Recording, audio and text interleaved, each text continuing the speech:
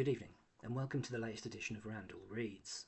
Tonight I'd like to talk about a book written by one of the true heavyweights of European literature, The Growth of the Soil by Knut Hamsun. This book was written in 1915 and won the author the Nobel Prize for Literature. The main character of the book is a simple, hard-working man called Isak, who is scouring the Norwegian countryside looking for the ideal place to set up a farm. When he finds exactly what he's looking for, he erects some outbuildings and some sheds, and he gets himself a herd of goats. But he soon realises that this endeavour is too much for one person to take on.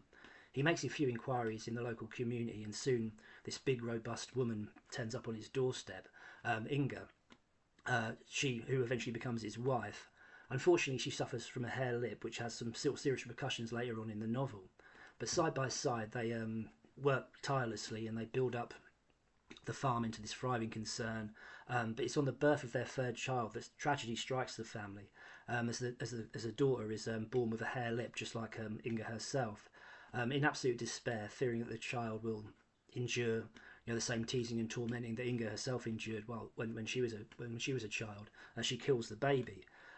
When this reaches the ears of the authorities, Inga is whisked away, arrested, and sentenced to 8 years in prison. While she's away, there are many changes in the sort of small community. Seeing how well Isak and Inga have done for themselves with the farm, there are more and more settlers to the area. There's ore discovered in a mine, so there's lots of miners in the area as well.